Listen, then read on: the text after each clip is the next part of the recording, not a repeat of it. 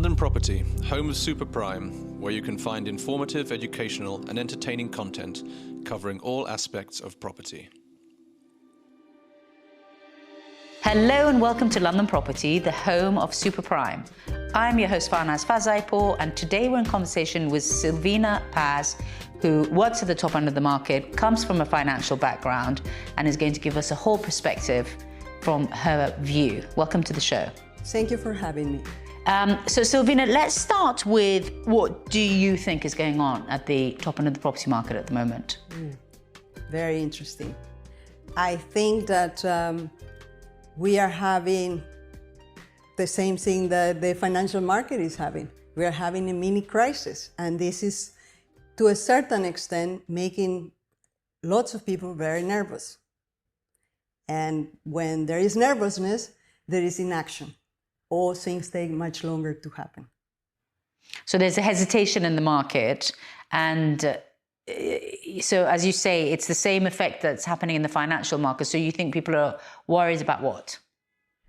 Well, interest rates, inflation, money. That's the average person. We also have here the same thing that happens when there is chaos in the financial markets. That represents opportunities to many other people. All those are dollar-based, or maybe not even necessarily dollar-based, they are cash. They know that potentially in a few months, there are going to be many opportunities. So they will just sit and wait. So the London market never ceases to amaze us. And, I always say that we've got quarterly cycles, but where do you think we came from in the very recent past?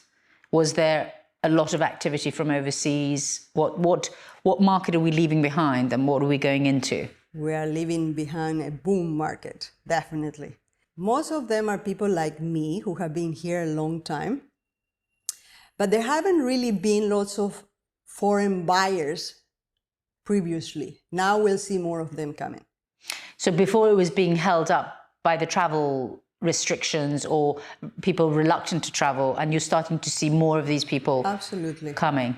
I think there was like a notorious shift towards the end of the spring, beginning of the summer, when they finally, all the travel restrictions have been eased and people were flying and doing more business and felt more confident about things, despite the fact that we already had the Russian war happening. And obviously that had in London a particular effect because, especially at the top end of the market, the reality is Russians for the past year have been a very strong presence, and they no longer were. Many of them, could not sell their properties. So lots of speculation. However, there were foreign buyers coming. I would say the Middle Easterns, who traditionally have been a strong force in London, and the Indians as well, who were absent for 2 years or maybe even almost 3 years, they were back. They started to come back and they started to transact towards, I would say, the end of the spring, beginning of the summer. So you're not seeing any new interest from countries that haven't necessarily been on our radars? It is very much the old trodden... No, the Americans are also back. The Americans are also back. They were back. And that started, I think, same time, not just the Middle Eastern. I'd say Middle Eastern and Indians because they've been the traditional strong market driving sales in central London. And the Americans were not necessarily there, but they were back as well. And the Americans are driven, you think, more by the attraction of the strength of the dollar, or do you think that people are actually moving for political reasons, work reasons? Interesting you're saying that, because there are quite a few relocating, particularly from New York to London because of that. For the political reasons? Yes. Okay. Absolutely. And some people that can afford to live anywhere, they choose to live here, because at the end of the day, this is the closest they have to home without being home. And what about the rental market? What are you seeing in the rental market? The rental market is on steroids. It has been since September last year. Absolutely crazy, crazy, crazy. I don't even know where to start. I've done quite a few rental searches this year. They have, except for one, everything has been very like dramatic, because you have to literally elbow people to get to secure property, bidding wars, normal. And this is something actually quite new for the rental market, because we've never seen this in the last 3 decades I've been in it. Never. This is mostly driven by the fact that on average there are 40% less properties available to rent than there has traditionally been out there, let's say, and right until like 2019. Why do you think that is? Because of all the changes into the taxation that have affected the landlords. Many people have chosen to sell properties. And also because, let's face it, there has been, during COVID time, there was like a dramatic demand for properties to buy. So lots of landlords decided to sell. Simple as that. Cash in. It was time. So the taxations that were putting people on the strain have really started to show its effects now, because rents are what, 13, 14% higher than their previous tenancies, aren't they? Yes, absolutely. Okay, and what do you think is coming ahead, apart from the caution and things that we've discussed? If people are asking you now, what do you think I should do? What would you be advising them? In what sense? Buying, renting, selling? Well, let's go with all three. Let's start with buying. I would say to someone, be opportunistic. Don't be afraid to try to negotiate stuff. Mind you, London is a market driven by sentiment, particularly prime central London, particularly good properties, trophy properties. People don't sell them because they need to sell them, generally speaking. What it will end up happening is that these sellers that were thinking of perhaps selling it now will take the property away from the market and just sit it. 2-3 years, maybe they will come into the rental market and they will wait. So those trophy properties may not necessarily be, up for a discount like average properties will probably be. So this kind of speculating and waiting for the market to do things is something that really in the top end of the property market is not really too much of a factor. Yes. In a lot of cases for good properties. Because it's a sentimental market. People in London, usually speaking, don't need to sell. They sell because they upgrade or because they divorce or they go abroad, but it's not and even in those cases you will think twice, because you know that all you need to do is wait. When we had the crisis of after 2014, people just waited 2-3 years. That's true. And prime central London has got a life of its own, yes, hasn't it? Exactly. It doesn't really follow the same rules. And if you have, let's say, I don't know, fantastic flat on Eaton Square or Cadogan Square or Onslow Square, you don't really need to worry too much. There will always be a market for that if you need to sell. There won't really be a downturn. There won't really be a dump or anything like that. And if you want to rent it, it will rent just like that. And what advice would you have for sellers? For sellers, I would say do the most to stand out in the crowd, especially if your property is not in the best side of the square with lots of light and, it's not in a favorite street or something like that. So it's really, presentation is really important. Presentation these days is key. I have a theory that London has always been a very liquid market, that everything moves very fast.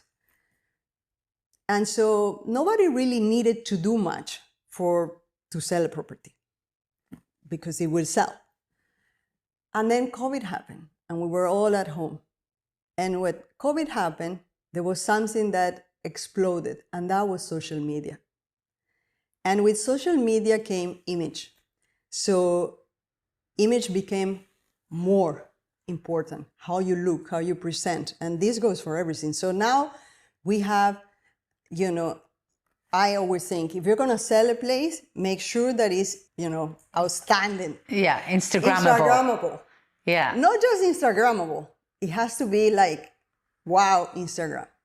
So if you just have like a normal place that, beige sofa, wooden floor, beige wall, forget it. You see a picture, doesn't say anything. But if you have a nice place, that stands out, people will come and view it. It's super important. It's not just to attract buyers. It's also what makes it that you have more chances to potentially sell it at the price you want to sell it. And these days, in this market where everything is so, shifting so quickly, it may happen very quickly. It may make the sale happen faster because the place stands out in the right way, I mean. Yeah, well, they always say you only have one chance Yes. of making a first impression. Absolutely. So you've got to get it right. Now I think it is, it's not just that first impression, it's people buy with their eyes. They go into a place and they don't see they don't like what they see. There is no way they're not going to bother to stand there and imagine. Exactly. People don't want to imagine because in the past 2 years, we've been being fed so many things from a screen and everything looks nice. So you turn and reality is not as nice, not interested. Well, listen, it's nice to get a little snippet into how you've been seeing the market. Yes. And I think that we'd like to welcome you back to the show the next time we do this, because we believe that the market actually does shift quite a few times in the period of a year, and people try to speculate all the time, and sometimes they say that if you're reading in the newspaper, it's already too late. I couldn't agree more. Well, and also I would say, don't believe everything you read in the newspaper. That's also very true. How many clients we have that they say, oh, but I read in the newspaper. Don't trust the newspaper. Simply because London is so fragmented. Notting Hill is not the same as Acton. Sorry, it's a fact, right? So whatever you read in the newspaper applies to an average of things. But Central London, prime Central London, is not necessarily the average. No, and then you have villages. Yes. Then you've got the house market, and then you've got the flat market, and it's all micro markets within each other. Not only that, I always try to explain to people, let's take Belgravia, Mayfair, even in those which are like top neighborhoods, you have tiers. This is tier 1 street, tier 2, tier 3, tier 4, so yes, it's in Mayfair, it's in Belgravia, but what tier is it? And within that tier, that's the price that needs to be, priced in, reflected in there. Exactly, and then which side of the street is it on? Mm-hmm. What floor is it on? And it just goes on. It's true. It's true. Too much analysis sometimes can make you miss the market. Thank you very much for joining us. Thank you for your insight into what's going on at the top of the market from your perspective. And we very much enjoyed talking to you. Thank you. So to connect with Silvina and other experts, head over to our experts directory, and if you subscribe to our newsletter, then you'll be the first to know when we do our podcast on a weekly basis, hearing from experts for all aspects of the real estate experience. Thanks for listening to the London Property Podcast. Head over to londonproperty.co.uk and subscribe to our newsletter to receive latest updates.